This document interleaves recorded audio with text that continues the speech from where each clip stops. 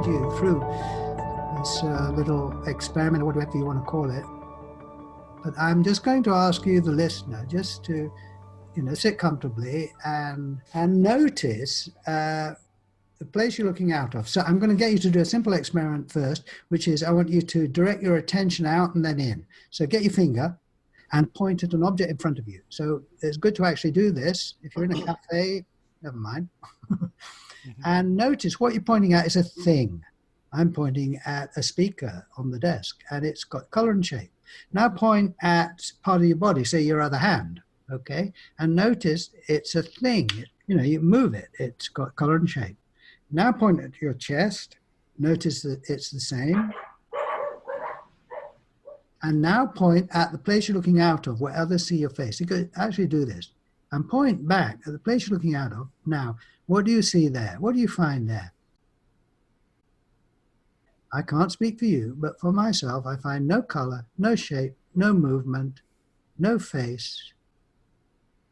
And if I point with the other finger out, so it's two-way pointing, the other finger is pointing back out at all those things. And this gesture, two-way pointing, is colors out there to no color here, faces out there, no face here, asymmetry, and space for the world. Right. So this is a nonverbal experience, so you might describe it differently. Great. I'm convinced you've got the experience, and if you take your hands and just hold them in front of your face, right, and then just move them back either side of your head, notice from your point of view they get bigger and disappear. I say they've gone into your no head, this wide open space. So then bring them forward and they come out this nothingness. So it's a very physical thing, well worth doing. So this space that your hands go into and come out of, I call the single eye. It's single, all right? There's not two little holes you're looking out. So we start visually, but I'm going to take you through this experiment, which leads into non-visual. Because often the thing is, well, what happens if you close your eyes, or what happens to thoughts and feelings? So we'll go into that. So I would like you to notice something. It's very exciting. It's rediscovering the world. So I would like you to notice that you can compare things for size. So look at two objects in front of you and notice whether one is bigger or smaller than the other, or maybe the same size. Then compare one of those with something else, and it now might be bigger, whereas before it was smaller. In other words, size is relative. Okay? Now look at the whole view, what I call the single eye, which is this boundless openness full of whatever you're looking at, colors and shapes. Now, on present evidence, how big is the view? How big are you? How big is your experience visually? Well, you see, I can't compare it. There isn't a second one on the right or the left. It's single. That's why it's single eye. So I can't say how big it is. All right. So just stay with this and look at one of those objects again and notice it's got a boundary. It's very, very simple observation. And notice there's something all the way around that thing. It's in an environment. Anything you look at has got things around it. It's inside a bigger picture. Now look at the view, the whole view, your single eye. And I can see, my view of the computer, then the house out the window, but everything is within this field. Now, is that field inside something bigger? Well, all the way around the edge, I can't see anything beyond. This is what you were saying, Jonathan. It's hanging in nothing. This is language, but it fits my experience. So, I can't say how big it is because it's single, it's incomparable, it cannot be, there's nothing to compare it with. And it's not inside anything, it's just hanging in nowhere. All right. So, amazing to me, single. So now I want you to close your eyes and you'll see what I call kind of darkness, I suppose, with specks of light. Now, how big is that darkness? Well, I don't find a second one to compare it with for size. It's single. I might talk to you and you tell me you can see one too, but that's second-hand hearsay. Great, but it's not my direct experience. My direct experience is there's one. Now, is that darkness inside something bigger? I don't find it is inside anything. Now, in language, I would say you're looking out at the darkness from this nothingness. Open your eyes, and now the darkness is replaced by colors and shapes. Kind of magic. But the nothingness you're looking out of is unchanged. So the view out changes, but the view in, where you're looking from, doesn't. Close your eyes, view out has changed, but you're still this boundless awareness, space, silence, stillness. All right. So we're moving fairly quickly through this because we've got limited time. But now be aware of sounds. And you can hear my voice, probably hear other sounds. And I'm going to call this the field of sound. So lots of different sounds going on in this, and they're coming and going and changing. And, you can't quite be sure of what's going to come next. Now, some are loud and some are soft. And some you like, some you don't like. But how big is the whole field of sound? Well, I say there isn't a second one to compare it with. It's single. Now, is this, these sounds, is what I'm calling the field of sound, is it inside anything? Well, I say I find it in nothing. Or we could say in the space or in silence or in awareness. Now you see, open your eyes and the colors and shapes have reappeared in the nothingness and the sounds are happening in this one consciousness.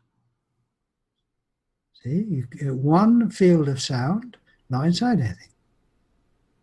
So now close your eyes and now be aware of your body sensations. And attend to what you call your right foot, you see. Now, you might have an image of your foot there, very good, but you've learned that. You didn't have that as a baby. On present evidence, what shape or color is that sensation? I can't say. I mean, how far away is it, you see? Well, from where? Be aware of other sensations going on. In fact, all the sensations that are coming and going in your awareness, you see. Now, some are strong and some are weak. They're different and they're changing, and some you like and some you don't. But how big is a whole field of sensation? Now, you might have an image of your body, very useful. It's a memory, I suggest. On present evidence, how big is that field of sensation that I find it has no color, no clear shape? Well, I say there's only one field, so I can't compare it with anything. And is it inside anything? Not from memory, but on present evidence. Well, like that phrase Jonathan used, it's hanging in nothing. Now, we identify with our body sensations very easily. So if you can say, I cannot say how big this field of sensation is, and it's not inside anything, I think, certainly I could say, well, I can't say how big I am. I'm not inside anything. I'm free, uncontained, appearing and disappearing spontaneously all the time. And now if you open your eyes, nothing changes essentially. There's still one field of sensation. It's not inside anything. Just as there's only one field of view, not inside anything, and one field of sound, all going on together, really. So I can say now, with eyes open, I'm not inside anything. Does it mean I'm denying my sensations? No, I'm welcoming them. Now close your eyes again and be aware of your thoughts and feelings. And think of a number, you see, or think of a face of a friend. These are mental objects, we could say, or remember what you had for breakfast, or think of a problem you've got, you see, and the anxiety it produces. Or think of something that you've succeeded in, see, and the joy that brings, or lots of different thoughts, feelings changing, see. Now, how big is this whole field of mind? Very complicated, not in your control, a lot of it. Some unwelcome feelings, some welcome. But how big is that whole field? Well, I don't find a second one to compare it with. Now, others tell me that they are also experiencing this field of thinking and feeling. But for me, that's second-hand. I accept it, but it's second-hand. First-hand experience is one field. Now, is it inside anything? Are these thoughts and feelings inside a brain, a head? No. Inside what the Zen Buddhists call no mind, you see. And these thoughts magically appearing out of nowhere, out of the no mind, and going back. All right, think of the name of a city. Now I ask, how did you do that? Where did that come from? Didn't it just appear out of nowhere magically? Disappeared again without you making any effort. Think of, I don't know, a blue triangle. It's magic. Now, the view out, to use language, is of these thoughts and feelings, and the view in, or the place you're being aware, from, is the nothingness. The thoughts are arising and disappearing in this no mind. Now, if you, for example, just tighten your right fist, your hand, into a fist, and it gets tense, does that affect the space that you are, this awareness? No. See, it's stress-free. Now relax. Now think of something, a problem you've got. And it might be something in the past you've had that really gave you anxiety.